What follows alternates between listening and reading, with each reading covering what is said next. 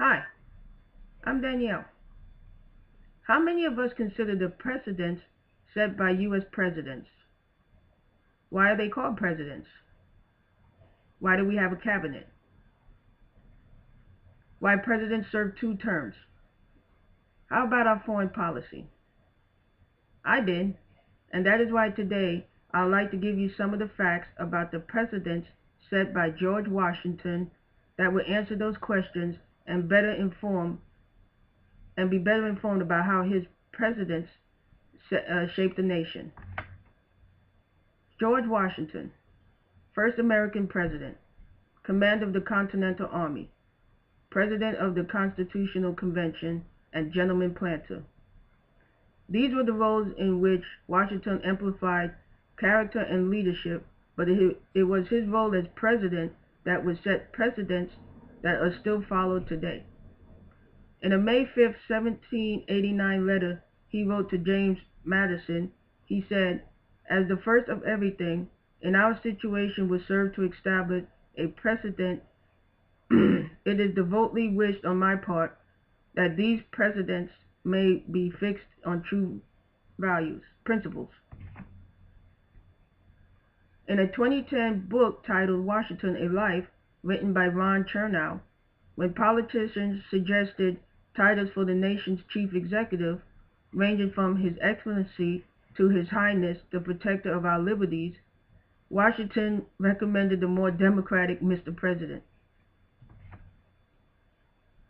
During his first term, Washington believed in what would be essential for the government to operate efficiently, establish the executive branch, appoint Alexander Hamilton as Secretary of the Treasury, Thomas Jefferson as Secretary of State, Henry Knox as Secretary of War, and Edmund Randolph as Attorney General. He chose the members from different regions to establish credibility and balance.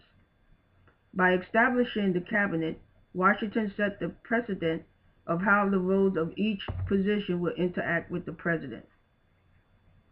Because Washington would call meetings with the four men to advise them on issues, James Madison referred to the group as the President's Cabinet, and the nickname stuck. Unlike the other cabinet members, Edmund Randolph did not head an executive department. The office of the Attorney General was founded when George Washington signed the Judiciary Act of 1789, creating the federal judiciary. Today there are 16 cabinet positions to the original 4, and the cabinet is not mandated by the Constitution or established law.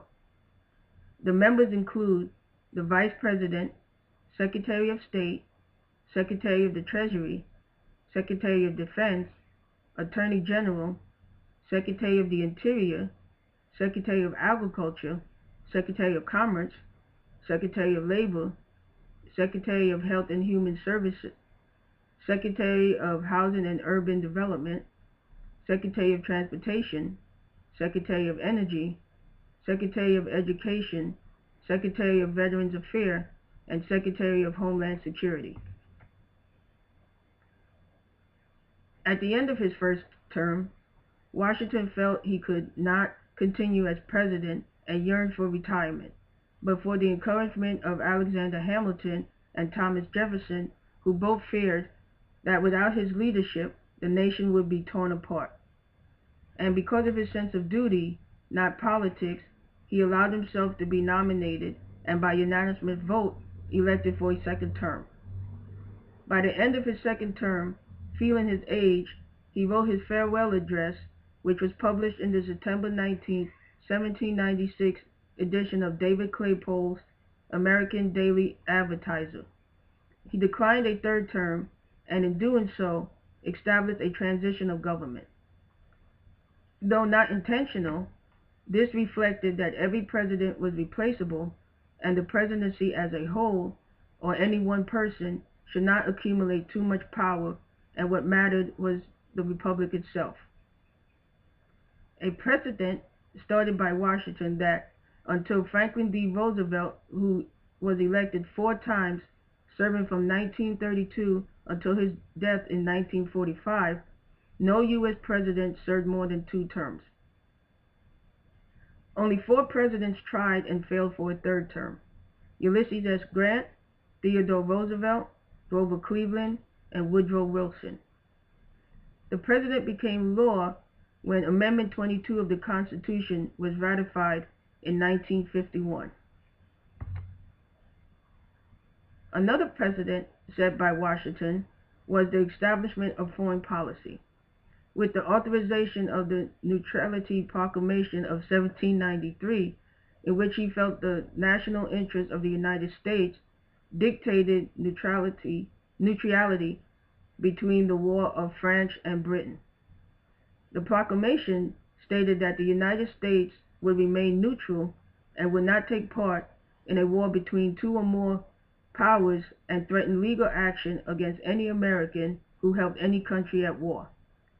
Washington's proclamation created conflict in the government, and Thomas Jefferson, who opposed the proclamation, had such strong feelings about Washington's decision that he resigned as Secretary of State because of it. The Secretary of State still advises the President on foreign policy, and his and her duty is to organize and supervise the U.S. Department of State and U.S. foreign policy.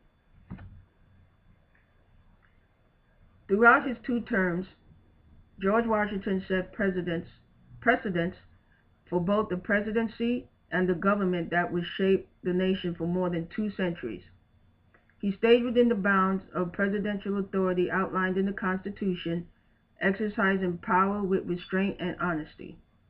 By keeping the United States out of the French and British War, he gave the nation an opportunity to grow and shaped American foreign policy. His voluntary step down after a 2nd term established the 2-term limit for presidents. The creation of the cabinet and consulting with them is an important feature of American government to this day. These achievements, among others, not only shaped the nation, but it helped summarize Washington's belief in what it would take to sustain and grow the nation that he helped found.